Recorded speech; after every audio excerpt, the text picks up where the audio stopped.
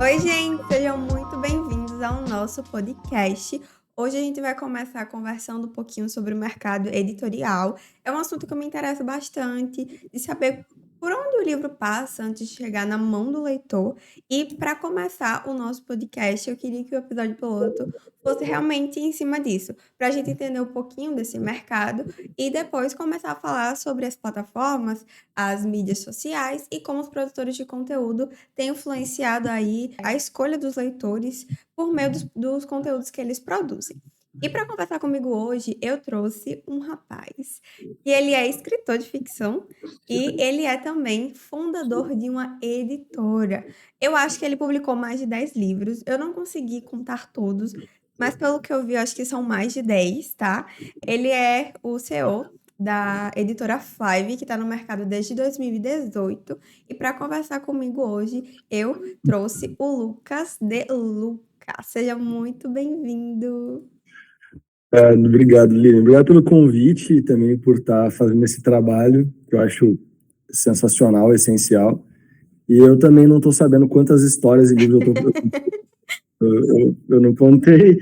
Ou se eu contei, tinha um pouquinho mais de 10 mesmo, mas é tudo espalhado, tem uns negócios até duplicados, né? Porque publica numa editora e ela vai à falência, aí se publica em outro lugar.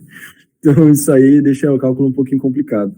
E também o pessoal que adora CEOs, o meu CEO é uma grande homenagem ao setor de livros hot, tá? Porque eu não precisaria de um termo tão grandioso assim, né, para uma empresa do tamanho da Flive, que é uma empresa que não é pequena, mas ela não é uma companhia das letras, mas eu fiz questão de colocar CEO para homenagear as autoras e os autores de hot que carregam a Amazon brasileira nas costas. Verdade. E eu acho que você falou um ponto muito importante, carregam e mesmo assim muitas vezes são julgadas pelo que escrevem, né? 100%. Bem Esse complicada é um essa tópico questão. até profundo e delicado, porque ele bate em várias questões, em vários lugares. E ele não é só sobre o público, também é a aceitação de quem produz sobre algumas coisas. Mas, sem dúvida, se não fosse o mercado de hot na Amazon, o Brasil com certeza não ia estar tão desenvolvido em e-book quanto a gente está, porque realmente eles nadaram sozinhos por muito tempo, de braçada, e vão continuar nadando, mas não mais tanto sozinhos, né? E o que gerou um Kindle Unlimited mais alimentado, o que gerou alguns números que começaram a mostrar para o pessoal que era possível publicar na Amazon e ganhar dinheiro, apesar das coisas sempre estarem piorando para nós, né? Para quem produz alguma coisa, mas eles foram super essenciais, continuam sendo, na verdade. Mas tem uma Concordo. dinâmica bem curiosa de analisar sobre. Antes da gente Nossa, entrar de fato assim no nas características minuciosas do mercado editorial, eu queria saber um pouco mais sobre você, né? Porque como você fundou a Five, com certeza tem muito do que você acredita e de quem você é. Então, antes de uhum. qualquer coisa, eu queria saber como foi que você começou a introduzir no universo da literatura, né? Como é que os livros entraram na sua vida? Claro.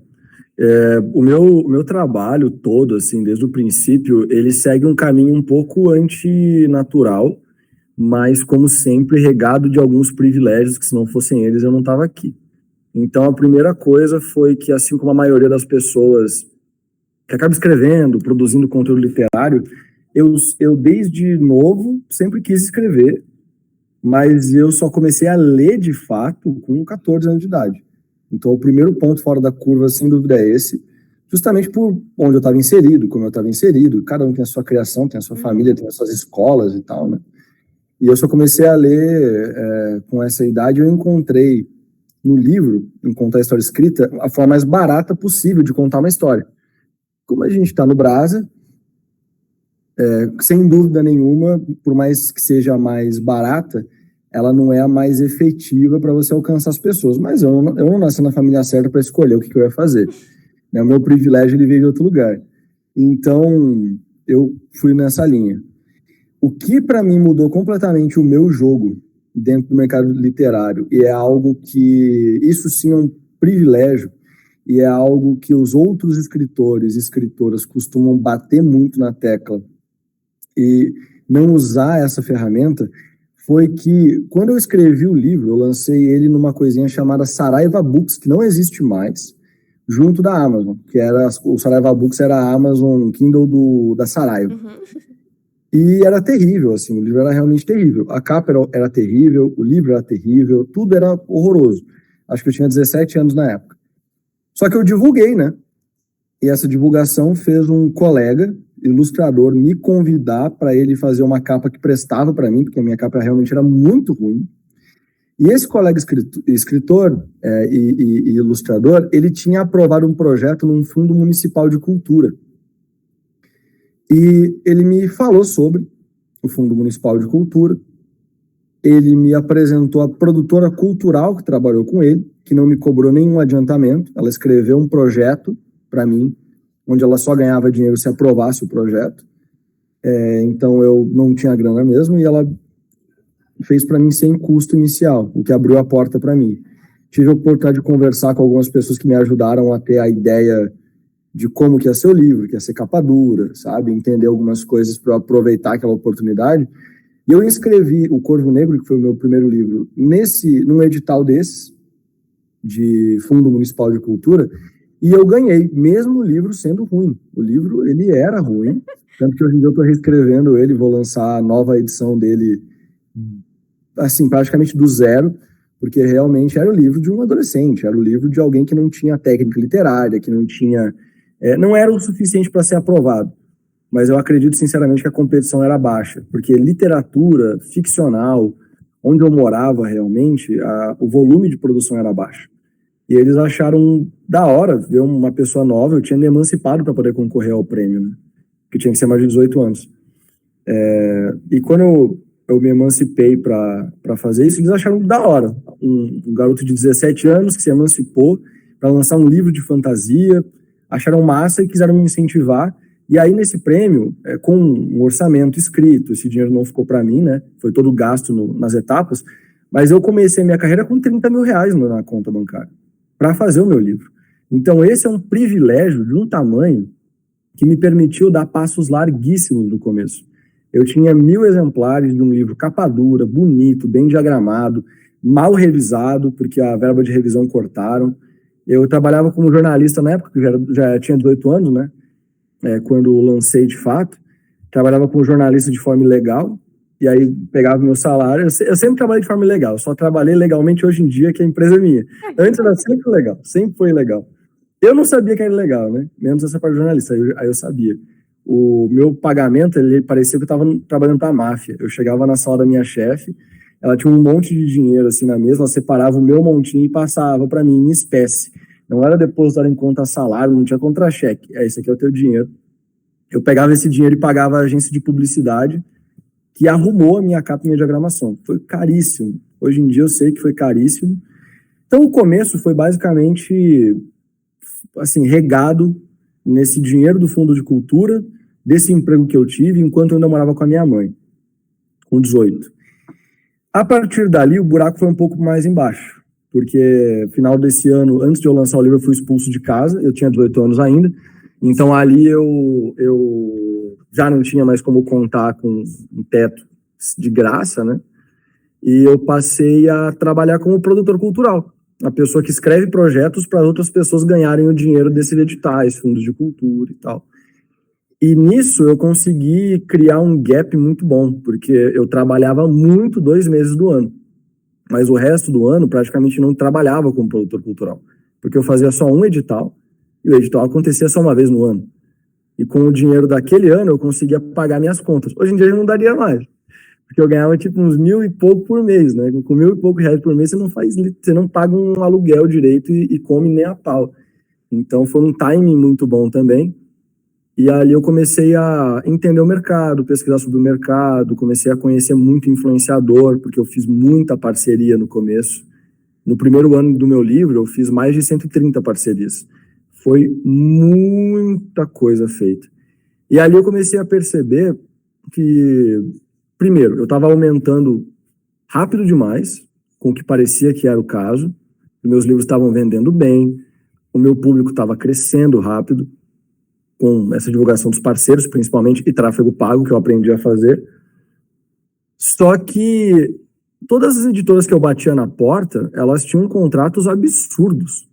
era sempre um caça-níquel gigantesco. Na época era pior do que é hoje, muito pior do que é hoje.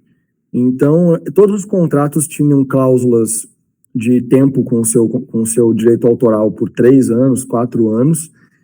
O autor pagava tudo e a gente ganhava 10% em cima. Não fazia o menor sentido. Você paga todo o valor de publicação, você ganha só 10%, é impossível de recuperar o seu investimento. E se você vender tudo, eles falam que conversam contigo para ver um contrato melhor. É absurdo, é completamente absurdo, completamente sem o menor sentido esse tipo de contrato. E aí eu comecei a entender como é que o jogo funcionava, a entender que o romance que a gente tem com as grandes companhias da letra, seguinte e tal, ele não é real. Hoje eles começaram a abrir portas para autores brasileiros com um público grande, o que já é melhor do que antes, que não abria porta nem para autor brasileiro, era só realmente um networking muito fechado, o grande capitalismo funcionando, com o filho do burguês sendo publicado pela grande editora, e todo o resto de nós só não publicava. Aí surgiram as editoras portuguesas, que cobram uma grana para você ser explorado, e eu estava nesse cenário, com muitos autores e autoras conversando comigo, olhando o contrato, porque eu já tinha evitado de cair nos golpes, então o pessoal mandava contrato para mim, para eu ajudar eles a ver se valia a pena fechar ou não. Amizade de autor, né, Lilian? A gente cria essa relação com a galera. Até que o meu trabalho como produtor cultural me obrigou a criar uma editora. Porque eu tinha um problema. Eu trabalhava muito com livro, né, como produtor cultural. Só que eu ganhava só o meu dinheiro como produtor, não ganhava mais nenhum centavo. Então eu selecionava lá com o autor quem ia ser o capício, o diagramador e tal. Só que quando um capício, um diagramador, ele desiste de um projeto que foi aprovado num fundo de cultura, no edital, é um trabalho gigantesco para você reposicionar, porque você tem que mandar para um conselho documentos explicando que uma pessoa saiu, outra vai entrar e provar que aquela pessoa é competente para fazer aquele trabalho e que ela aceitou receber o mesmo valor que outra pessoa ia receber. É um processo de 2, 3 meses. E aí todos os projetos atrasavam quando acontecia isso. E aí eu falei, bom, se eu tiver uma empresa para fazer tudo isso e eu tiver que mudar o capista, eu não preciso avisar ninguém, porque quem está fazendo a capa é a empresa. A empresa muda o contratado, mas para o conselho é a empresa. E aí eu abri a Flive inicialmente para isso, para resolver esse problema. Aí alguns amigos começaram a me pedir para publicar lá dentro, com prestação de serviço mesmo. E aí eu comecei a fazer uns orçamentos, comecei a fechar.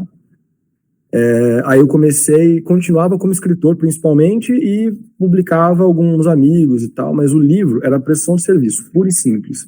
O livro entrava, a gente produzia capa de diagramação, indicava gráficas e a pessoa seguia o caminho dela como independente. Até que eu me irritei drasticamente. A minha história ela é cheia de ficar pistola com alguém, sempre. Eu fico puto com alguém que tá abusando de alguma parada que eu sei que dá para resolver, e aí eu vou lá e resolvo. E eu fiquei muito pistola porque eu recebi teve um amigo e uma amiga escritores que iam publicar com a Flive e eles mudaram de ideia porque receberam um contrato onde eles iam ter a publicação por meta, né? Eles iam fazer uma pré-venda, eles iam bater essa pré-venda ou não, se não batesse tinham que comprar os exemplares. Eles falaram, olha, se eu for publicar na Flive, eu vou continuar independente, eu vou ter que pagar o valor igual. Se eu publicar lá, pelo menos, quem sabe eu não pague. Né? Quem sabe eu não pague. E aí, eu vou publicar lá. Só que eu tive acesso a um desses contratos. Eu fiz o cálculo e era uma mina de ouro para a editora. Era uma mina de ouro. Era um contrato abusivo. Era um contrato que realmente sugava dos escritores muito mais do que o necessário para publicar o livro. E eu tenho ideais que eu não aceito de forma nenhuma exploração do homem sobre o homem. Não faz parte das coisas que eu faço, das coisas que eu acredito. Então eu falei, eu vou fazer do meu jeito, de uma forma sem margem de lucro líquido, porque assim a meta vai ficar mais baixa, a produção do livro vai ficar mais fácil de ser alcançada essa meta, e vou lançar.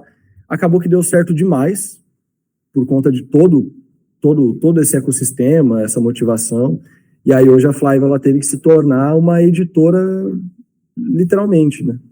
Uma empresa que não só presta um serviço e a galera continua o caminho delas, mas que realmente gere os autores, que gere os livros, que tenta crescer junto e que faz parte do ecossistema de publicação nacional de verdade, com a proporção de publicação grande, né? Que a gente não consegue mais...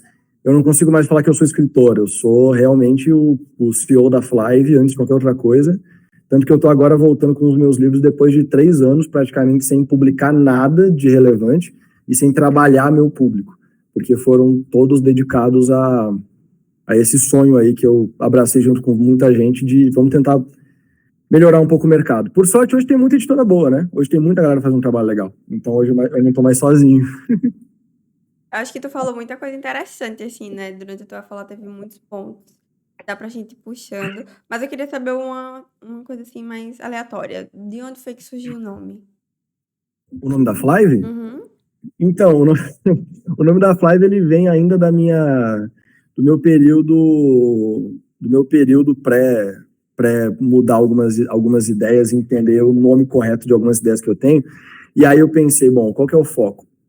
A gente quer que o escritor ele tenha uma experiência transparente, de comunicação aberta, que seja viável, seja justa e tal. E o conceito eu sempre tive uma conexão muito forte com o pássaro, não sei porquê, né? Não sei porquê. Então, o conceito era o conceito de voar, que acabou virando o nome do selo Voe depois. E aí, Flive apesar de muita gente ter falado que tentou traduzir, não chegou no mesmo resultado que eu, mas eu não sei como, na época eu traduzi Voe para dinamarquês, que era um país que eu tomava muito como sinônimo de falta de corrupção, de transparência, sabe, de um sistema que funcionava. E ele me deu o nome Flive. Eu falei, ótimo, porque o brasileiro, por mais que a gente queira lutar contra a gringanização, o brasileiro é tarado em coisa que parece ser gringa. Então, chamar Flive ainda vai facilitar para a galera querer publicar, porque chamar a editora Voe, ela ainda se conecta muito mais com uma questão de publicação paga, por mais que o selo não seja assim, né? Mas a semiótica da palavra, hoje em dia, está conectada com um monte de editora trambiqueira que eu conheço por aí, que usam os nomes, sabe? Criar Juntos, Bata Suas Asas, Produções, tem eu estou citando nomes que não são reais, tá? Porque senão você sabe. Mas, tipo, tem coisas semelhantes aí no mercado que, cara, um monte de trambiqueiro, um monte de picareta, que usam os nomes assim, então trazer para o Flive também ajudou a desassociar um pouco dos picaretas, sabe?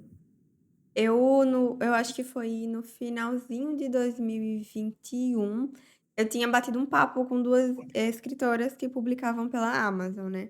Uma Uhum. delas estava tentando físico e a outra tinha só versões de e-book. E elas disseram assim que foi um mergulho no escuro, porque quando elas foram procurar qualquer informação, elas ficavam nadando, que não existia nada, não existia nada. E o quanto era difícil, né? Até para quem publica em versão de e-book, né? Pelo Sim, Kindle. O que vai pro autor é isso aqui, né? sim, super.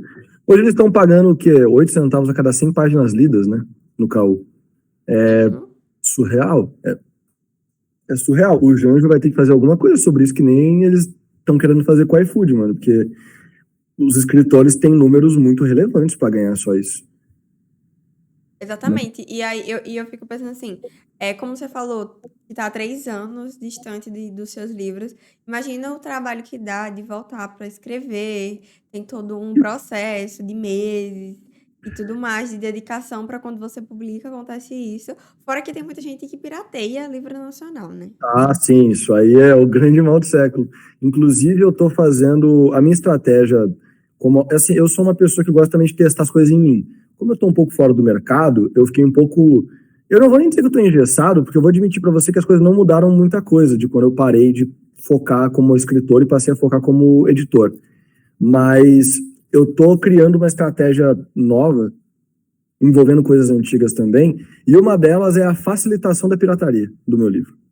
Eu vou vender o PDF do livro, porque se é para piratear, pelo menos que você pirateie uma versão bonita. Porque a Amazon, ela não tem nenhum mecanismo que realmente impeça alguém de piratear o seu livro. É extremamente fácil de você ser pirateado com o e-book na Amazon. Mesmo que você ligue lá o DRM, que todo mundo liga, né? Só que a Amazon, outro dia a gente estava com uma baita discussão sobre isso no Twitter, sobre a Amazon estar tirando do ar livros e contas de escritoras, gringas principalmente, porque encontraram o livro dessas pessoas publicados em outros sites, e a Amazon ela pede exclusividade. Um absurdo, né? Ela pede exclusividade do seu e-book, ela te paga 70% sobre as vendas quando ela quer, porque ela cobra taxas que ela tira de onde ela quiser, quando ela quiser, e no KU ela te paga uma miséria, e ela ainda assim pede exclusividade. E aí as pessoas piratearam os livros dessas autoras, como sempre fazem, colocaram em plataformas para download gratuito, e a Amazon derrubou a conta dessas autoras, alegando que elas tinham colocado esses e-books em outras plataformas. Ou seja, a Amazon não garante nenhuma segurança para o autor, e quando alguém pirateia o livro dessa pessoa, o autor ainda é punido pelo que a Amazon deixou de fazer. Então, sem dúvida, a gente tem um problema gigantesco, e por isso que eu vou facilitar a pirataria do meu livro, porque já vão piratear mesmo, então eu vou vender o PDF diagramado para a galera. Isso quer dizer que eu estou querendo facilitar a pirataria? Não, quer dizer que é uma mensagem para a galera. Você não precisa piratear, tá aqui. Tá no KU. Você vai piratear se você quiser, né? Então tá no KU. Eu sou assinante do KU, eu leio no Kindle Unlimited porque eu leio enquanto eu tô na academia. Justamente quando eu tenho tempo. E se não fosse com o KU, eu tava lascado, né? Então, vai estar no KU. Vai ter para você comprar na Amazon, caso você não queira assinar o KU por um preço acessível. Vai ter PDF para comprar se você quiser ler em PDF, não gostar de ler no Kindle, quiser a versão diagramada. Não vai ter desculpa para você piratear. Mas se você quiser piratear, você já vai piratear mesmo, então pelo menos que você pirateie no PDF. E eu queria saber, assim, algumas coisas sobre a Five mesmo, assim. Você trabalha com quem hoje em dia? Quantas pessoas compõem a Five? A equipe base que a gente tem, a fixa, né, que não são os freelancers, a gente tem... Cara, eu sou ruim de contar porque tem uma pessoa nova entrando esse mês aqui. Mas a gente tem a Dai, a gente tem a Marina, a gente tem a Maria, a gente tem a Luana e agora a Cora, que vai compor o time. Então são 5 pessoas além de mim, só a sexta. E aí freelancer eu acho que a gente chega nas 20, 30 pessoas no total. Freelancers eles estão desde... Revisor é a maioria, tem muito revisor. Revisor é bem inconstante no mercado. Sempre tem gente nova entrando e os testes vão rolando, é muita gente rolando. E aí, entre os diagramadores, capistas e designers de mídia social, é menos gente. Na Flive, a gente tem uma política de tentar minimizar ao máximo a quantidade de freelancers para que os freelancers que trampam com a gente consigam ganhar o máximo possível por mês. Né? Porque gera mais estabilidade, a galera tem uma vida mais fácil de prever, porque trabalhar como freelancer é um inferno, né? Você nunca sabe o que vai ser no mês seguinte, então a gente tenta fazer esse corre. Mas nas revisões não rola. As revisões é uma loucura. E a gente também tem a bibliotecária da Flive, que é a Ana Lúcia Merege. Então, nos freelancers dessa cambada aí, e fixo tem 6 pessoas comigo. Graças a Deus, todas mulheres, tirando eu. E aí eu tava dando uma olhadinha, né, um pouco sobre a linha editorial de vocês, e eu vi que vocês têm vários selos e vários tipos de publicação. E aí eu queria um pouquinho que você explicasse pra gente, assim, como foi a escolha da linha editorial e depois explicasse esses diversos tipos de publicação que vocês oferecem. Beleza. A gente tem um refinamento até fino que não aparece para o público sobre fomento. Porque a Flive ela tem 2 pilares, né? A gente tem democratização da publicação e a democratização da leitura, que é um pilar novo que a gente não tinha antes, porque a gente estava focado em democratizar a publicação primeiro. E, na minha concepção, para a gente democratizar a publicação de boas obras, de bons autores e autoras, a gente precisa, basicamente, proporcionar opções de publicação que sejam viáveis e que sejam sustentáveis, né? Que você não publique o livro e, a partir da publicação, você fique de mãos atadas, você não consiga dar mais passos. A publicação não pode ser o último passo da carreira de um escritor com um livro. Tem que ser só o primeiro. E, no geral, as experiências são o reverso. Então, existem 2 métodos de publicação que a gente tem hoje. A gente vive testando métodos novos, mas eu prometi para o meu time que eu não ia criar nenhum método novo até a Bienal do Rio acontecer, para não dar mais trabalho para elas, para não complicar as coisas mais, porque a gente sempre está procurando um método de publicação que se encaixe num público que a gente ainda não está atendendo. Hoje, os 2 que a gente tem são o Flive, que é um método de publicação pago, puramente pago. O autor recebe um orçamento, paga, publica. e o outro que é o Voe, que é um método de publicação por meta, que é inspirado naquele que eu comentei no começo, que me deu raiva, que foi que fez eu criar a Flive de verdade, que é o que existe hoje, que ele funciona basicamente com um orçamento assim como pago, só que a Flive ela gasta esse dinheiro, o autor não paga essa publicação, e a gente demora uns 3 a 4 meses, mais ou menos, para isso acontecer, e aí a gente libera para esse autor uma pré-venda de um mês para ele conseguir alcançar uma meta de vendas, que hoje a gente tem metas de 50 exemplares até 100, e o de 100 é só para livros muito pequenos, que se a gente colocasse uma meta menor, o livro vai ficar muito caro para o cliente, e aí os autores preferem que a meta seja maior. Apesar de eu ser bem contra ter 100 exemplares de meta, porque apesar de ser alcançável, ser possível, eu ainda acho que o autor tem que estar bem preparado para alcançar essa meta. Mas, como foi uma demanda, eu deixei o time trazer essa opção, tá ligado? Mas eu ainda acho meio doideira. A ideia é que a gente não tenha lucro líquido nenhum com publicação. E a Flive não tem lucro líquido nenhum com publicação de livro. Tudo que a pessoa paga para publicar, ele é para suprimir os custos que a gente tem naquela publicação. Nenhum centavo vira lucro líquido no bolso do patrão, que sou eu. Eu tenho salário, não tiro lucro na Flive. Isso é uma das prerrogativas principais da empresa. E o Voe também. Essa meta ela é justamente para pagar o que a gente já gastou. E a Flive toma calote todo mês. Todo mês a gente toma 1 ou 2 calotes. Para comprovar que a Flive é a primeira editora brasileira conhecida que, em vez de dar calote, a gente toma calote. Né? A gente se deixa tomar calotes. A gente assina um contrato, a gente gasta em torno de 2.000 por publicação de livro, desses da Voe, em torno disso. E se o autor virar as costas e vai embora, óbvio, a gente vai atrás, a gente tem que negociar, a gente faz tudo que a gente pode, mas a gente toma o calote. A gente toma o calote. Então é um risco que a gente decidiu assumir, que eu decidi assumir desde o começo, quando eu estava sozinho também, em prol desse ideal que é democratizar a publicação. E aí, dentro desses 2 métodos de publicação, e eu, sinceramente, gosto muito mais do selo pago do que o de meta, porque como é preço de custo, acaba que vale mais a pena, porque você já lança o livro, já lucrando, já cada venda tendo lucro, então eu acho que faz mais sentido, tipo, se planejar, guardar dinheiro na medida do possível, não importa o tempo que leve, se preparar durante esse período com o público também, para quando você fizer a pré-venda, você não bater uma meta, entendeu? Você recuperar o dinheiro que você gastou e lucrar. Porque como a galera ganha 70% de royalties, a conta fecha, sabe? A conta realmente fecha.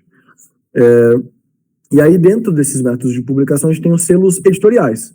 E aí, cada selo, ele é para um gênero literário, para facilitar tanto para o escritor quanto para o leitor entender a linha daquele livro. Porque você vê Flive ou Voe na capa, conseguiria entender se é um livro de fantasia, se é um livro de não ficção, se é um livro de poesia.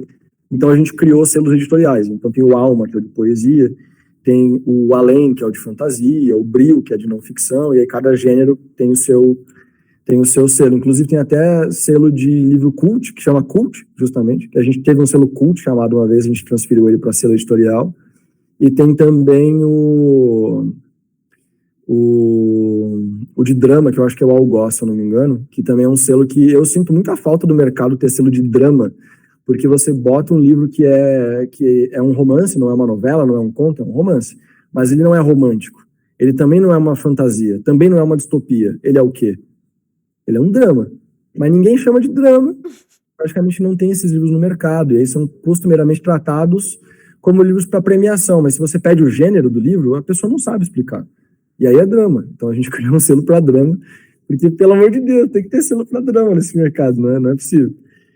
E aí dentro desses selos a gente lança qualquer gênero literário, mas a Flive ela tem um fomento, que é o que eu disse, não está aberto ao público isso, mas a gente não esconde, a gente fomenta o lançamento de obras de ficção. Então obras de ficção, elas são mais baratas, a gente subsidia, tanto no Voe quanto no selo pago, principalmente no selo pago, a gente subsidia para fomentar que mais obras assim sejam lançadas. Porque o público da Flive foi se afunilando em um público jovem e que gosta de consumir ficção. E o mercado que está em defasagem gigantesca do autor brasileiro é o mercado de ficção. Então a Flive ela também subsidia, absorve parte dos custos ali de publicações de ficção para a gente incentivar mais publicações nessa linha. E naturalmente a gente acaba publicando mais obras de ficção do que de poesia ou de não ficção, né? se você for ver as nossas publicações, elas são bem nessa linha. E assim, atualmente vocês têm uma média de quantos autores já foram publicados na Flive? Já passou de 300 esses 300 aí, a gente está falando de 2020 para cá, porque antes eu não considero muito. Teve antologia, que a gente não faz mais antologia, teve as publicações de prestação de serviço que eu te falei, né? Mas hoje a gente passou de 300 autores só entre voo e selo Flive mesmo, autores que a gente gerencia as carreiras, né? E aí hoje em dia por mês está uma média de uns 25 a 30. O nosso teto é 30, a gente não passa de 30, não pode passar de 30, não pode. Porque como a gente não lucra com publicação, se a gente passa de 30, acaba que o nosso setor de atendimento fica capenga, sabe? O que não acontece, porque a gente não deixa acontecer. Mas se passasse, o setor de atendimento ia sofrer, a produção ia sofrer. Então a gente só lucra com venda de livro. Então a gente só vai crescer a Flive com venda de livro publicado, né? Então tem esse tetinho aí.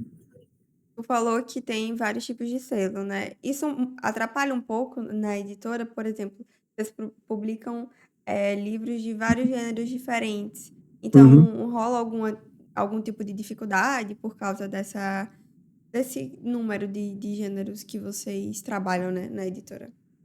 Ele gera uma espécie de dificuldade em alguns selos, e aí a gente contrapõe essa dificuldade normalmente com muita sinceridade com os autores dos gêneros que são prejudicados, que são principalmente poesia e não ficção. As obras de ficção em si, elas se desenvolvem bem dentro do nosso ecossistema, do nosso público. Só que a Flive ela foi desenhada, essa versão atual da Flive, para ser uma máquina de resolver os problemas do escritor que está desenvolvendo a sua carreira de verdade. Então a gente em momento nenhum vira para o escritor e fala a abobrinha maluca que é de tanto econocoaches quanto literacoaches, de falar que é só você achar uma editora e botar o seu livro lá que você vai ficar famoso e virar best-seller. O autor, a imagem dele, ela é muito mais valiosa do que a imagem de um livro, porque o escritor, para ter sustentabilidade financeira, precisa ter lançado 4 livros e os 4 estarem vendendo. Então, se a imagem do autor não estiver muito bem desenvolvida e muito bem atrelada, não é à toa que as editoras maiores ou aquelas menores, mas focadas em tradicional de verdade, só pegam um autor super famoso, sabe? Porque a imagem do autor, ela é a única coisa que o autor tem de valioso de verdade. Porque ele pode escrever um livro novo em qualquer momento. Ele tem um livro muito foda, mas ele pode escrever um livro novo a qualquer momento. A imagem dele é que realmente importa. Então a gente cria uma cama de gato perfeita ali para o escritor conseguir se desenvolver em cima disso, não ter que se preocupar com uma porrada de coisa. E a nossa comunicação, ela acaba ajudando muito mais a galera de ficção. Então a gente vira para esse autor de poesia, para esse autor de não ficção e explica isso para ele. Fala, olha, a gente resolve esse monte de problema seu, mas na divulgação praticamente a gente não vai ter peso, porque o nosso público ele não consome poesia, ele não consome não ficção. E a gente já fez um monte de teste, Lívia. A gente já fez teste pra caramba, a gente já colocou livro de graça, subsidiando, e as pessoas não compraram. As pessoas não compraram o livro de graça, porque era de não ficção, sabe? Então, a gente entende que o nosso público ele não está nem aí para esses dois materiais.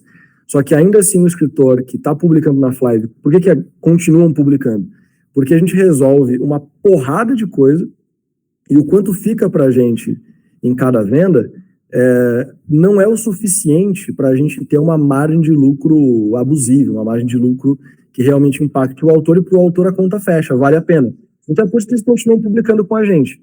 A ideia da Flive hoje não é, pode mudar, né? Porque eu já falei uma vez que não eram umas coisas e mudou. Mas a ideia da Flive hoje não é ser uma companhia das letras. Não é a gente descobrir autores geniais e publicar eles e distribuir pelo Brasil inteiro e ter esse autor ganhando 5%, 8% sobre o livro dele e a gente fazer toda essa gestão. A nossa ideia é ser um porto seguro para escritores que estão sendo obrigados a serem escritores estrela, independentes, construir a sua imagem, construir todo o seu processo de carreira sozinhos, e depois, quando eles finalmente têm uma imagem construída, eles são obrigados a aceitar 5% a 8% de royalties. O que a gente quer ser é um porto seguro para essa galera poder ter todos os problemas chatos e as coisas que eles, como autores independentes, não teriam acesso, como uma Bienal, como gráficas melhores, como embalagens melhores, como serviços financeiros melhores, crédito, essas paradas todas, que a gente como empresa a gente consegue ter acesso porque nós temos volume, e dá para esse autor que já está se ferrando há anos, ou está se ferrando há muito tempo, e construiu um público e ele não quer abrir mão do lucro dele, porque ele sabe que o dinheiro na mão dele faz ele ficar maior. O dinheiro na mão da editora faz a editora ficar maior. Então a gente tá nesse ponto, entendeu? E nisso a gente tem um trabalho muito grande para fazer para explicar o que é a Flive mesmo. Porque a gente não se posiciona nem como uma editora paga, clássica, que a gente tem por aqui, e nem como uma editora tradicional grande que a gente tem por aqui. E a gente também não está no meio termo, sabe? É uma solução diferente mesmo, nem melhor nem pior. Nem melhor nem pior. Uma solução que, para um tipo de escritor, que eu vejo que está sendo obrigado a se desenvolver no Brasil, a gente é o melhor amigo desse cara, sabe? Porque o restante do mercado só olha para ele como uma grande fatia de bolo para ser comida. E a gente quer se posicionar para ele como um garfo para ele continuar comendo o bolo dele. Isso pode parecer meio mentiroso, porque qualquer dono de empresa vai querer enganar as pessoas e o público para levar lucro, para aumentar a sua empresa, para parecer bonzinho. E eu não sou bonzinho. Eu sou um escritor que foi abusado pelo mercado, que se criou dentro de um sistema onde eu tive que dar todo o meu sangue e meu suor para conseguir ter qualquer coisa, e eu tô com raiva e quero que eles vão se fuder. Eu quero que o mercado vá se fuder, e eu vou usar todo o poder que eu tiver às minhas mãos, que é mísero desse tamanhozinho aqui, para tirar da mão deles o dinheiro que é dos autores. É só isso. É pura e simplesmente um objetivo cego de vocês não merecem o dinheiro dos autores que estão fazendo por onde. E eles não vão ficar para vocês. Eles vão ficar com eles mesmos, tá ligado? E eu tô dando as ferramentas para eles. Então é pura raiva? Não é pura raiva. É raiva com direcionamento estratégico, né? Como eu te falei, quando eu fico puto, eu crio as soluções. É assim que eu funciono. E um pouquinho de amor pela literatura, né? Porque tem que ter. Não, tem que ter Senão, muito amor, muito nem amor pela move. comida. Não, se não for assim, é uma questão de entender que as coisas são comunitárias, que as coisas não são individuais. Né? Se você for individualista, você chega muito longe. Se você for individualista com sorte, você chega muito longe.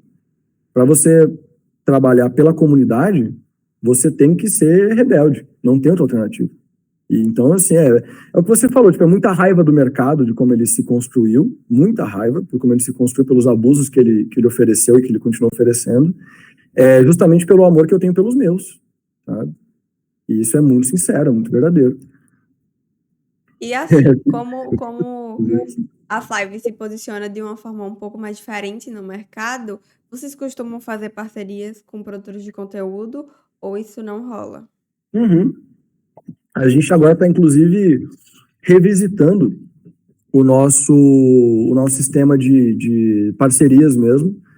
E esse mês de abril aqui, a gente já vai fazer mais, a gente volta e meia faz, né? A gente já tem uma leva de publi para fazer com criadores de conteúdo literários. Então, isso é uma parada que a gente está dentro. O criador de conteúdo literário, ele é mais uma grande vítima da putaria que rola ali fora, entendeu? O criador de conteúdo literário está muito mais próximo do escritor do que da editora. Muito mais próximo. Eu enxergo, pelo menos, como nossos parceiros, estamos logo ali, entendeu? Todo mundo tem que se dar a mão e caminhar junto. E eu acho que muita gente tem, às vezes pode parecer que é da boca para fora, às vezes pode até ser da boca para fora, mas tem muito criador de conteúdo que levanta a bandeira do nacional com força. E isso aí para mim já é surrealmente relevante, né? Já é você ceder, você abrir mão do individualismo para ajudar uma comunidade, porque as editoras grandes, elas continuam lançando praticamente só livro gringo, e a mídia vai para os livros gringos, e mesmo assim muito criador gosta de falar sobre o nacional. Mesmo que seja falar, leia nacionais. Eu não tô lendo, mas você deveria estar lendo, sabe? Já é alguma coisa. Eu conversei com alguns criadores de plataformas diferentes. Instagram, YouTube, TikTok, que tá aí, né, crescendo e tudo mais. Já tá, né? Já tá até declinando, já cresceu pra cacete, já tá. E aí, teve um deles que falou até que tem Media Kit, entra... Sempre que tem parceria com o autor, assim, parceria paga, né, que é publicidade no caso. Sim. Tem todo um paranauê certinho para os dois lados ficarem satisfeitos, né? Agora tem que ter, mano, porque é muito complicado você não ter isso. A grande problemática é que o jogo ele se complicou, porque você tem muitas formas de simular engajamento e alcance, ao mesmo tempo que você também tem muito autor e autora que cara, esquisito, assim, muitos casos O Twitter literário é maravilhoso, né? Então a gente sempre tem muito caso de autor que promete as coisas e não faz, caso de autor que o criador vai lá e faz, mas não ficou como o cara queria, e aí que se foda o que o cara queria, se é parceria, que se foda o que o cara queria. E aí ele não manda as coisas, ou fala mal da pessoa pra caralho, entendeu? E aí isso foi criando uma parada de... Primeiro, a parceria mesmo em si, ela praticamente só tá existindo com... É o que parece, porque eu não acho que é realidade, tá? Só tá existindo praticamente com editora, apesar de eu não achar que é verdade. Não é o que eu vejo, é o que falam, e eu acho que aí tá uma falta de, talvez até de olhar pro próprio umbigo do escritor, porque às vezes ele tá fazendo bosta e não tá vendo. E é por isso que ninguém quer ser parceiro dele, só quer fazer publi, tá ligado? E um problema também, que esse aí é um que tá me fazendo pensar se eu vou ter participação de criadores de conteúdo de forma mais relevante na minha campanha, dos meus livros, porque a Flávia trabalha, mas eu estou pensando sobre a minha, porque o cálculo, ele tem que fechar de algum jeito. Os criadores, eles não entregam só venda, eles não entregam só alcance, eles entregam a sua influência, né? Então você tem a notoriedade, você tem a influência atrelada naquele criador, você tem um ganho de imagem e não só um ganho de visibilidade, que é o que você teria se fizesse um anúncio. Só que a desproporção de preço é muito louca. Tem galera que tem uns preços muito baixos, uma galera que tem uns preços muito altos, uma galera que está no meio termo e você não consegue medir essa galera direito, sabe? Não dá para medir essa galera direito. E é uma bagunça do caralho, cara. É uma bagunça do caralho, uma bagunça do caralho. Isso sobre... Pode. E aí eu não me sinto seguro, entendeu? Para pisar no mercado de criador dessa vez. Eu te falei, primeiro ano da minha carreira eu fiz mais de 130 parcerias. Foi uma grana gasta, uma grana gasta. E era tudo parceria, não foi nenhuma publi. Só que só de parceria eu gastei mais de 2.000 conto aquele ano lá. E é uma grana que para o escritor não é irrelevante. Mas também eu sempre vou seguir a mesma questão. Parceria não é publi, tá ligado? Você manda um produto para um influenciador, se ele quiser mostrar o teu livro num story só que recebeu, ele tá no direito dele. Se ele odiar o livro e descascar o teu livro, ele tá no direito dele. Se ele não gostar e não quiser falar nada sobre porque ele não quer te prejudicar, ele tá sendo bonzinho contigo, sabe? Então são questões também que os autores não costumam respeitar.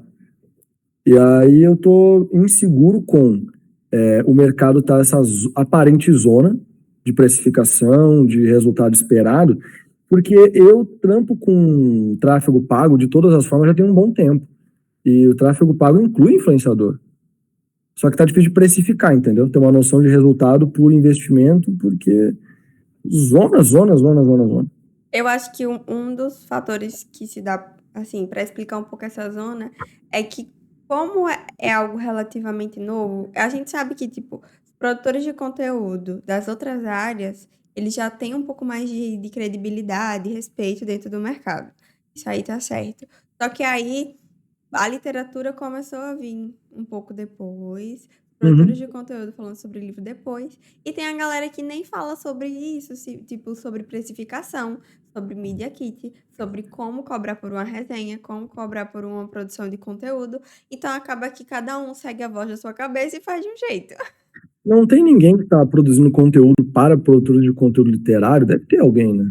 Então, eu não sei se tem. Eu sei que tem para autor, né? Para ajudar autor Para independente e tudo mais. autor tem um monte, porque a nova moda de escritor é vender curso para autor de como ser escritor, porque vender livro não tá dando dinheiro. Os outros setores, eles têm uma vantagem bem grande, né? Tipo, o setor da maquiagem, a verba que essa galera tem para gastar com publicidade é gigantesco. Então você pega uma porrada de influenciador ali, você tá com uma grana violenta e o seu plano de publicidade faz sentido. Só que as editoras tradicionais, a galera fala muito sobre divulgação, né? Que editora, tipo, pequena e tal, não divulga os autores. Editora tradicional não tem tradição de divulgar livro. Eles não divulgam, eles não têm trabalho de divulgação. O trabalho que eles têm é de participar de evento e distribuição. O marketing dos caras é todo baseado em ponto de venda. Eles nunca tiveram marketing, sabe? Tipo, quer dizer, marketing sim. Eles nunca tiveram tráfego pago, nem de mídias e tal, a menos que fosse um produto que ele é tão grandioso que a verba dele permitisse. As verbas de marketing de editora sempre são pequenas. E aí, quando rola o mercado do livro e os criadores, isso uns anos atrás, agora virou essa zona. Mas uns anos atrás, um player começou a entrar, a pagar publi, que se chama Submarino, né? Submarino, Saraiva, que são empresas de livro? Não. São empresas de varejo, que tem grana tal como empresas de maquiagem, empresas de não sei o quê. E aí foram acostumando não, mas pegaram alguns criadores e começaram a pagar valores que eles pagam para influenciadores no geral. E aí essa galera puxou a régua um pouco para cima. E quando vieram as editoras, elas ofereceram pouco e elas foram abraçadas, porque uma Dark Side, ela não paga R$ 1.500 pro Thiago Valente falar sobre um livro deles no TikTok dele. A Flive pagou, tá ligado? Existe esse abismo de influência sobre o peso do criador de conteúdo, e eu não tô culpando os criadores, não, eu acho que é um processo natural, esperado acontecer. Né? Eu tô culpando mais o que você falou tá perfeito, na verdade, é a maturidade do mercado, né? A maturidade do mercado se regulando e tal. Mas isso aí, cara, a gente nunca vai conseguir chegar num ponto muito coeso porque falta leitor. Não tem leitor o suficiente para consumir a quantidade de histórias que estão sendo produzidas. Isso é culpa da quantidade de leitor, porque o Brasil tem muita gente para ler, né? Só não lê ainda, e aí a gente tem que trabalhar para fazer isso acontecer, né? Por isso que a Flávia também está tentando democratizar a leitura agora.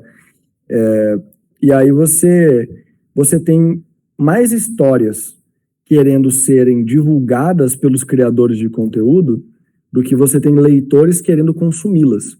Então você tem muito livro entrando, sendo divulgado, mas nunca dando certo.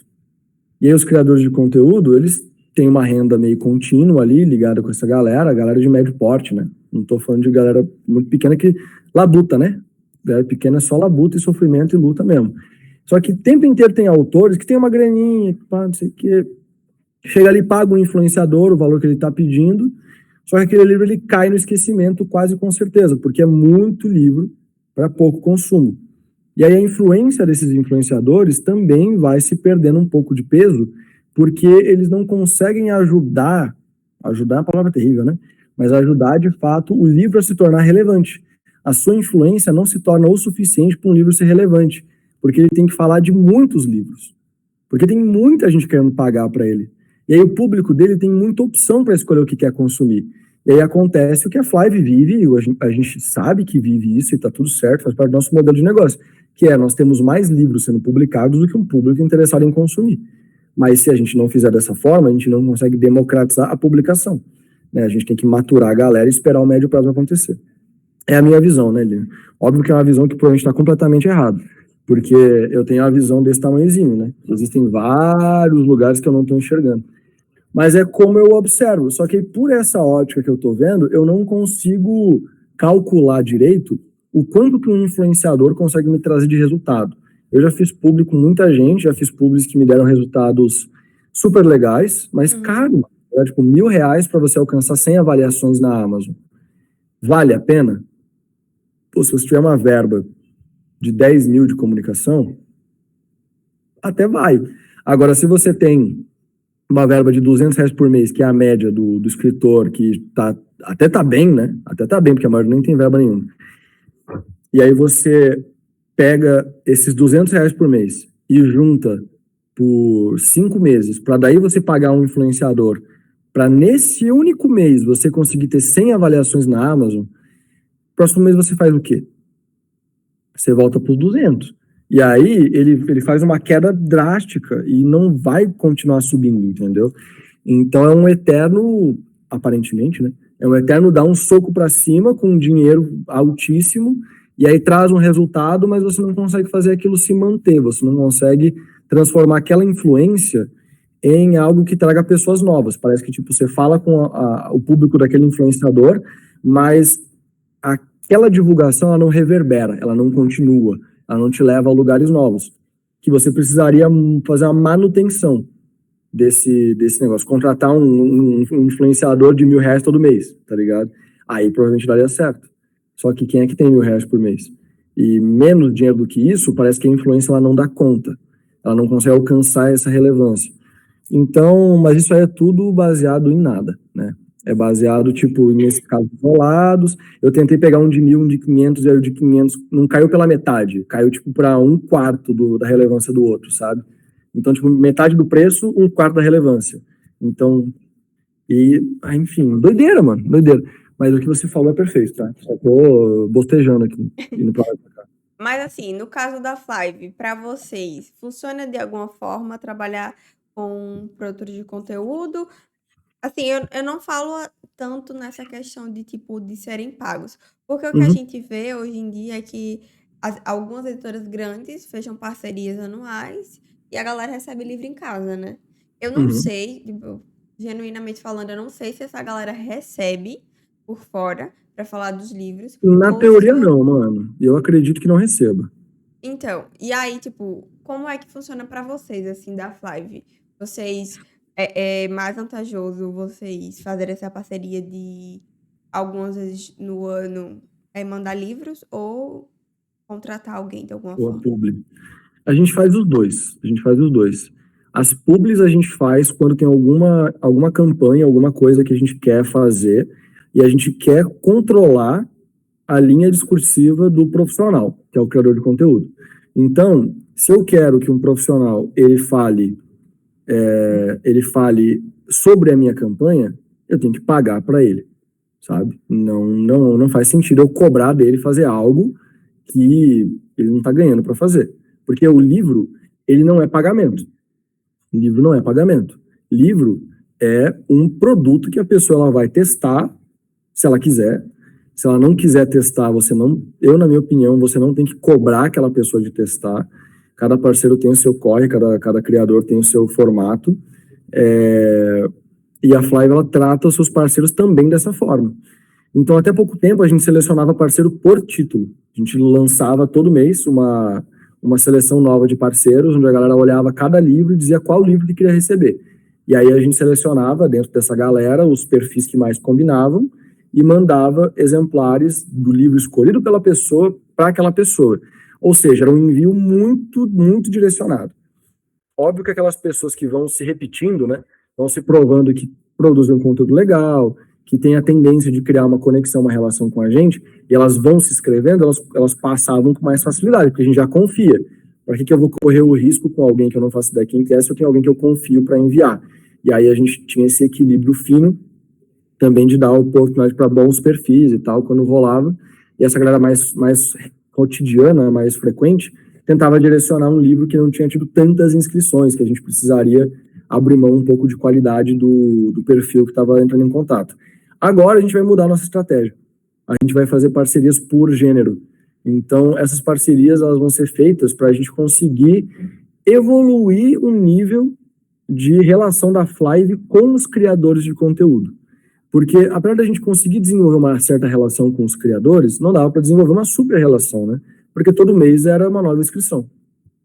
Então, agora a gente já finalizou as inscrições, inclusive, o pessoal deve estar finalizando já as análises de perfis, para a gente fazer essa equipe de criadores de conteúdo, parceiros oficiais da Flive, onde a gente vai estar analisando perfis novos o tempo inteiro para entrar nessa galera. Ainda não está definido se vai ser seleção aberta ou vai ser análise convite, né? Ainda não sei sobre isso. Justamente porque eu não estou tão inteirado, porque eles têm muita autonomia para fazer esse corre, né? Mas eles vão selecionar por gênero, e dentro de cada gênero vai ter uma galera que vai receber os livros que a gente lançar naquele mês, daquele gênero, e eles literalmente estão livres para fazer o que eles quiserem. A gente tem uma tabela para facilitar, porque a gente gosta de interagir com o conteúdo dos criadores, né? Sempre interage, reposta e tal. Eu acho isso essencial, inclusive. Vive tendo discussão sobre isso, se o autor tem que interagir com o conteúdo de parceiro, editora. E, cara, para mim é simples. Se você é um escritor, uma editora, que você tem tempo hábil para interagir com as pessoas que te produzem conteúdo, é essencial, obrigatório. É uma parada que, sem isso, você realmente não está entendendo o quão importante é a relação humana por trás dessa relação que é comercial, né? Então, essa tabela, a galera vai poder atualizar eles mesmos, a gente não vai ficar cobrando o pessoal, atualizando eles mesmos com os links dos materiais que eles produziram e tal, para a gente conseguir ir lá e interagir com esse material. Se for uma coisa muito massa, a gente pedir para repostar, para fazer algum corre assim. E aí a gente vai atualizando a galera. Conforme o pessoal não está muito produzindo nada em cima do material que a gente envia, a gente dialoga com a pessoa. Se ela não tiver muito afim de receber mais, a gente troca a pessoa, traz gente nova o tempo inteiro. Esse ciclo aí. Então a nossa parceria, o formato é esse. Agora, o valor que a gente enxerga nos parceiros, ele é duplo. A publi é outra questão. Mas os parceiros, a gente enxerga um duplo sentido. Primeiro, o criador de conteúdo, ele é aliado do escritor e da editora rebelde, no sentido de ir contra o sistema padrão de comunicação. Ir contra a obrigatoriedade de você ser super grande. O influenciador, criador de conteúdo, o artista de mídia digital, que ele se coloca à disposição, porque para nós ele tem que se inscrever, então ele está se colocando à disposição, isso já é um feito gigantesco para mim.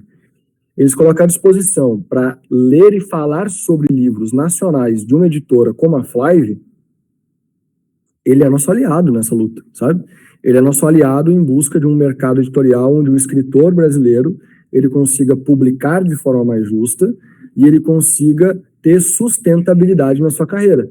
Então, como meu aliado, mesmo que ele não me traga vendas, que é uma grande baboseira, um grande pedido de muita gente, né? O influenciador tem que trazer vendas. O trabalho do influenciador é fazer a parte dele, criar o conteúdo dele da melhor forma que ele puder para o público que ele tem. O que vai acontecer com aquele público depende do engajamento do influenciador? Depende. Depende da qualidade do conteúdo? Também depende.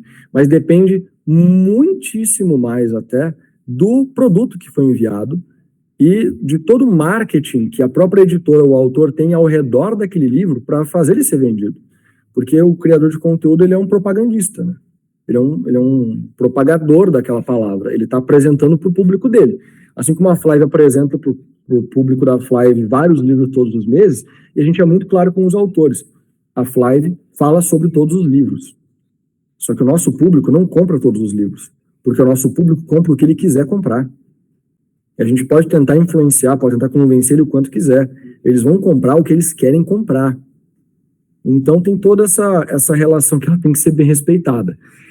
Então a gente vê como uma forma de fomento do mercado, sabe? Dar material para esses criadores que querem ter esse material nosso, é uma troca equivalente, e não cobrar essa galera.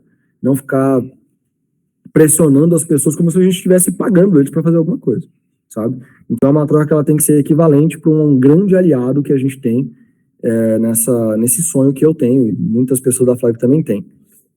E também tem uma outra questão que o escritor brasileiro, ele tem uma visão, óbvio, tá? Alguns escritores brasileiros, eles têm uma visão muito romântica de tudo. Tem uma visão muito romântica do influenciador, que o influenciador, ele sim é esse mago do convencimento, que todo mundo que consumir qualquer conteúdo que ele produza vai comprar o livro, que a livraria é uma maga da venda de livros, que se você distribuir o seu livro no Brasil inteiro, você vai ser mundialmente famoso, sabe?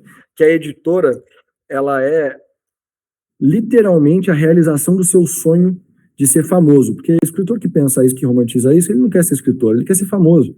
Ele só encontrou no livro uma forma de ser famoso. E tudo bem você querer ser famoso, desde que você visualize o livro como um trabalho, né, como uma carreira e não como só uma brincadeirinha que você está fazendo para se divertir, porque tem muita gente que depende financeiramente desse mercado. Então, por favor, não trate o nosso mercado como brincadeira. Então, como existe essa visão romantizada do escritor sobre influenciadores, em alguns aspectos, a gente também vê como essencial a Flive ter parcerias com todos os livros, para que o autor ele se sinta também confortável em ter isso. É uma coisa que para nós é importante. Já a publi, a gente vê como uma outra forma. A publi, ela é uma campanha de reconhecimento. Se a gente fosse lá ou de clique, ou de conversão, depende um pouco, mas no geral de reconhecimento. Se a gente fosse lá na Meta para fazer uma propaganda, se a gente fosse no Google para fazer um anúncio, se a gente fosse no TikTok fazer um anúncio, a gente ia escolher lá reconhecimento, botar a verba e apertar em ir. A arte a gente ia fazer e ia colocar lá. O criador de conteúdo, quando a gente faz uma publi, a expectativa que eu tenho como gestor de tráfego pago, e o criador de conteúdo ele é uma peça de tráfego pago, quando a gente fala sobre publi, é que ele vai produzir um conteúdo com o objetivo que eu tenho, seja de reconhecimento, seja de conversão, seja de clique no link, seja de alcance, e que ele vai conseguir me entregar o melhor resultado possível dentro do público dele. Se essa pessoa for picareta, né, mentir nos dados e tal, o problema é dela. O problema é dela, porque aí é aquele corre de sempre, né? O mau caratismo existe, mas ele é minoria. Se o mau caratismo, se a gente for lidar com o mau caratismo com a maioria, aí a gente não vai fazer nada, né? Então é uma minoriazinha que é irrelevante. O padrão é, a pessoa vai fazer o seu melhor com o seu público. Tá caro, tá barato? Aí vai depender muito da análise que o profissional de tráfego pago vai fazer. Se o criador de conteúdo, ele fecha contratos cobrando um valor irreal para o mercado editorial, né? Mas que é muito real para outros mercados. Ele cobra 10 mil reais para fazer um story e as pessoas estão pagando ele não tem por que abaixar esse preço, porque ele está recebendo. O mercado vai se autorregular? Não, porque isso é uma falácia do capitalismo. O capitalismo não se autorregula. O capitalismo não é assim que funciona, né? Mas você vai ter opções mais baratas, mais caras, que são mais custo-benéficas, e aí você vai construindo esse mercado. O responsável por entender o melhor custo-benefício não é o criador de conteúdo, é o gestor de tráfego, que muitas vezes é o próprio autor, né? Que vai olhar o Media Kit do profissional, e é o que a gente faz. A gente analisa o custo-benefício, a gente estabelece um objetivo com aquela publi, a gente explica o objetivo para o criador, para não ser uma surpresa para ele, e a gente fala, ó, a gente vai medir o resultado baseado nisso. A gente fez uma publicidade que ela tinha o objetivo de ser para autoridade. A gente pegou um dos maiores criadores do Brasil e fez um anúncio com ele que a gente sabia que não ia gerar muita venda, que não ia gerar muito clique no link, que não ia gerar muito reconhecimento, não ia gerar muito alcance, porque era muito pontual. A gente precisaria fazer vários anúncios, né, para conseguir aproveitar aquele grande criador de conteúdo. A gente fez só para a gente poder falar que a gente fez com o cara. Porque se a gente faz um anúncio com um dos maiores do mercado, a gente tem a autoridade, que é uma coisa que os autores também podem fazer. Chegar no seu criador lá, aquele que você é muito fã, juntar uma grana, e aí ele vai, puta, vai ser uma facada, para você que é escritor independente, vai ser uma facada, para a Flávia é uma facada. Mas ele está acostumado a lidar com outros níveis, né? Você paga e você faz o acordo com essa pessoa de poder usar aquela publi, aquele material, com tráfego pago da Meta, com tráfego pago do TikTok, e aí você reutiliza a imagem do criador, usando o seu dinheiro para continuar aparecendo para pessoas que não seguem ele. Mas como uma pessoa que tem autoridade, você está pegando emprestada a autoridade daquela pessoa. Então também tem esse propósito, porque a imagem que o criador construiu nele tem valor, né? A imagem, a cara dele custa dinheiro. Então você também pode usar dessa forma. Então a Flávia enxerga os criadores por toda essa ótica, sabe? Toda essa ótica, que você deve ter percebido, é bem complexa, ela tem várias possibilidades, níveis e tal, mas eu acredito sinceramente que nas agências de publicidade o pessoal está meio alinhado com o que a gente pensa, sabe? Porque eu bebo muita coisa desse setor também. Era o que eu ia comentar, que é um meio muito complexo, né? A gente pensa que é fácil, mas são muitas coisas envolvidas. Muitas E, possibilidades. e quando eu fui pensar em como eu iria produzir esse podcast, uma das coisas que eu bati na tecla é que eu queria conversar com alguém do mercado editorial, porque eu acho que existe muito. Eu não digo que. Muito assim, falta de procurar saber de como é que as coisas são e de falar realmente sobre esse assunto, né? Tanto Uhum. que uma coisa que a gente falou aqui desde o começo é que falta. A galera, um escritor, quando quer publicar um livro, não sabe para onde recorrer, não tá sabendo como fazer. Um produtor de conteúdo que quer adiantar esse seu lado, assim, tipo, ganhar uma grana com o conteúdo que ele produz, não sabe se cobra um valor X ou se cobra um valor Y. Então, eu acho que é muito importante a gente estar falando desse assunto e Muito. para que mais pessoas entendam, né? Porque a gente fica pensando que é tão fácil, né? Ali, ai, assina o contrato, vai fazer um livrinho, sai lindo, vai para. para a estante do leitor, acabou. Mas não, né? Tem Vai todo. para todas as estantes, né? Automaticamente milionário. Essa é a minha missão pessoal, sabe? Existe a missão da Flive, mas a minha missão pessoal é tentar tirar o romance da cabeça do autor sobre o mercado. Eu tenho uma produção de conteúdo própria que eu gasto dinheiro nela, mesmo que ela não me traga dinheiro nenhum, porque ela é para escritores no YouTube e tal, e o YouTube não paga direito. Né? Eu consegui comprar um microfone já com o YouTube, já é alguma coisa, né? Mas ele não. É o mesmo negócio de todo quanto é canto, né? Precarização do trabalho até do criador de conteúdo. Então eu taco o dinheiro lá para ele entregar para a galera. Basicamente, os principais vídeos que eu faço é sempre explicando não cair em golpe de editora, para você entender contrato, tentando tirar essa imagem de sucesso fácil e tentando explicar sobre algumas coisas que elas são tão essenciais para o escritor, que é assustador como as pessoas não sabem. E não dá para culpar, o problema é esse, não dá para culpar o escritor. A gente passou as últimas décadas tendo só escritores internacionais sendo vendidos no Brasil. Não foi criado um ecossistema no Brasil de escritores, de criadores de conteúdo, até cresceu durante as redes sociais foram crescendo. Mas como tem pouco leitor, é um ecossistema muito ainda que é capenga. Né? Tem muita gente produzindo, pouca gente gigantesca, muito centralizado, ele não se expandiu como se expandiram outros setores que tem gente de tudo quanto é tamanho, ganhando dinheiro de tudo quanto é tamanho. Não, o Mercado Livre não é assim. Mas o escritor está lascado. Porque o escritor brasileiro ele começou a ter atenção nos últimos 5 anos. Antes disso, a gente era pária de todo o mercado editorial. Não existia nenhuma editora minimamente interessada em lançar qualquer autor brasileiro. As únicas que abriam as portas eram as que te cobravam e te davam um contrato abusivo. Então, eu sei do tamanho minúsculo que eu tenho dentro do mercado editorial, assim como todos nós somos minúsculos dentro do mercado editorial, mas o esforço que a gente faz, ele é importante, sabe? Ele empurra em alguma direção. Se a gente não fizer nada, é um a menos fazendo força para frente. Se a gente ficar dando trambique nos outros, sendo mau caráter, tratando as pessoas mal, dando calote em editora que quer fazer o bem, tô falando com você, você sabe quem que é. E não é uma pessoa só não, são mais de 30. Porque 10, acredite se quiser, Lilian, mas em média 10% dos autores que a Fly vai publicar dão um calote na gente. A gente só se mantém de pé porque a gente é muito guerreiro mesmo.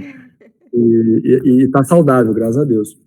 Só que se a gente empurra pra frente, vai, tá ligado? Mas falta. A nossa conversa, para mim, deixou muito claro que falta criador de conteúdo para criador de conteúdo.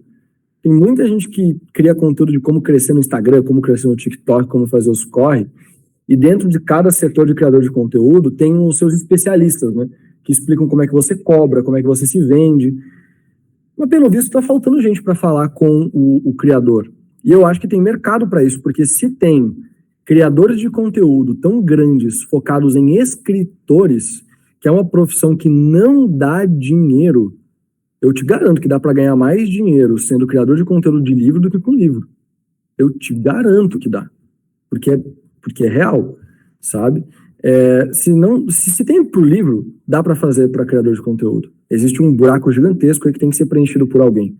E a gente tem que produzir conteúdo o máximo possível para encher o saco com o óbvio, para virar senso comum, sabe? Senso comum que editora que tem contrato com você, que você paga para publicar tudo e vai te pagar 10%, é furada, sabe? Não vale a pena publicar, mas eu quero realizar o meu sonho de publicar o meu livro. Cria vergonha na cara, mano. Tu não tá, sabe? Você não tá comprando um carro que você vai ficar andando por aí. Você tá se envolvendo no mercado de trabalho.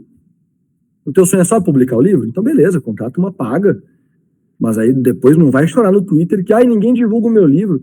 Óbvio, você publicou com uma editora que nunca se propôs a isso. Eles te enganaram mesmo? Tá no contrato dizendo não tá. Isso ninguém fala da gente, tá, Lívia? Mas eu fico revoltado que o golpe que uma galera dá pega nos autores.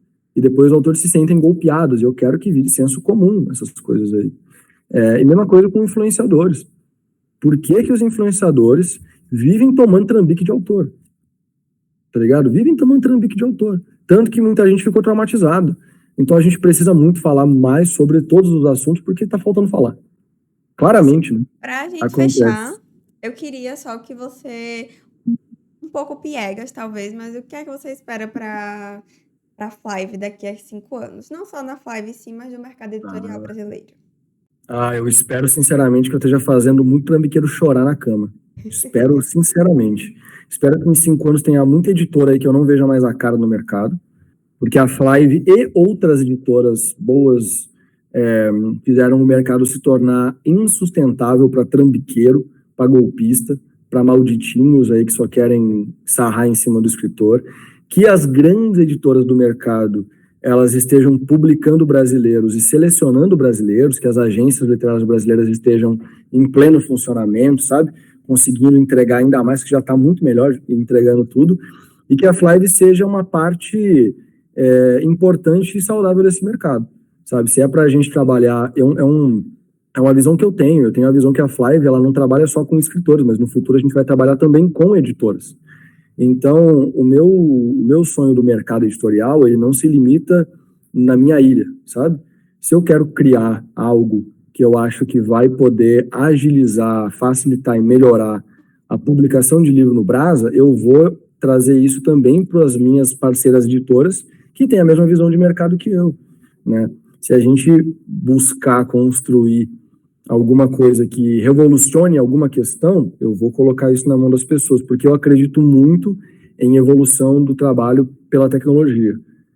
Então, a gente investe em tecnologia na Flive, a gente está lançando uma plataforma, provavelmente em abril ou em maio, agora, finalmente, depois de 3 anos praticamente de desenvolvimento, que é para o escritor ter acesso a muitas coisas essenciais e que não existe nenhuma plataforma que dê acesso a ele para essas coisas básicas, sabe? De controlar os seus livros, de ter acesso a royalties em tempo real, coisas muito básicas. E eu realmente quero, em 5 anos, que a Flive seja um exemplo tecnológico em solução de problemas para escritores e, quem sabe, também para editoras, que a gente seja uma parte importante de um mercado muito melhor do que é hoje. E eu quero ver muito burguês chorar, muito burguês chorar, muito burguês chorar. Já que até lá as guilhotinas ainda não vão estar prontas, pelo menos que eles estejam chorando, porque eles não estão conseguindo ganhar tanto dinheiro em cima da exploração dos autores. Perfeito. Que seu objetivo seja alcançado, né? Tomara. Antes da gente finalizar, deixa aí as redes sociais da Flive, as suas redes sociais, onde é que pode encontrar, onde é que pode Claro. encontrar os livros também, né? Todas as redes sociais que a Flive tem é editora Flive, e o Flive é Flyve. Fácil pra caramba, né? Palavra bem comum do dia a dia. No Twitter é o lugar mais legal para vocês seguirem a gente, porque o Twitter ele é do nosso estagiário, que é o Flyvinho.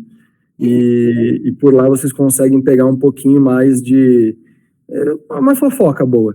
Em outras redes sociais vocês podem curtir mais os lançamentos da Flive e se inscrever principalmente no nosso Telegram, a nossa lista de e-mails, que é onde a gente leva um conteúdo separado e com cupons que só lá tem acesso. Então, se você gosta de livro nacional e gosta de pagar mais barato, Instagram, vai lá no Linktree e entra no grupo Telegram e também na nossa lista de e-mail.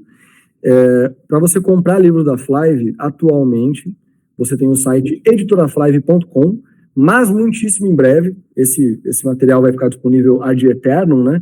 Então, se você vier do futuro não muito distante, maio de 2023 para frente aí, flive.com.br, você vai conseguir encontrar também os livros da Flive à venda, e no seu site favorito de compra de livro, Amazon, Magalu.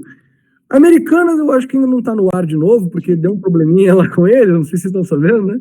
E aí eles tiraram do ar todas as parcerias que eles tinham lá, mas provavelmente no seu site favorito de comprar livro, a gente vai ter os livros por lá. Mas prefira comprar do site da Flive, que o autor ganha mais. Perfeito. Muito obrigada por ter topado participar. Eu acho que, assim, explodiu de informações a mente. Nossa, até um pouco demais. Pede desculpa que eu sou prolixo pra caramba. Sem problemas. Tanto para mim quanto quem tá, acho que, escutando e assistindo a gente, acho que foi muito proveitoso, muita coisa boa, muita coisa que a gente não sabe, né? Tanta informação que tem por trás que a gente fica perdido. Mas acho que o bate-papo foi super ótimo e muito obrigada por ter topado participar, tá, Lucas? Obrigado pelo convite. Estou feliz demais de ter conseguido bater esse papo. Revelei um pouco do Lucas do Velho Testamento. E aí, vocês tinham ideia de que o mercado editorial tinha tanta coisa assim pra gente debater. Pois é, né? Os livros não são apenas aquilo que a gente vê quando chega na nossa estante que tá prontinho e bonito para ser lido. Tem muita coisa que acontece para ele chegar até a nossa mesa e por isso que a gente deve conversar sobre esse assunto, né? É um assunto que tem muito que ser debatido e eu acho que o bate-papo com o Lucas serviu pra gente entender um pouquinho mais como é que funciona e quais são as principais características. Eu adorei, comenta aqui embaixo o que vocês acharam. Não esquece também de acompanhar a editora Flávia nas redes sociais, de olhar o catálogo de livros dele e também de acompanhar o nosso podcast lá no Spotify, Lírios Cast, e de ouvir o nosso episódio na íntegra. E também de curtir e comentar se você tá aqui no YouTube, o que é que você achou e espera para os próximos episódios. Espero muito que vocês tenham gostado. Um beijão e até a próxima.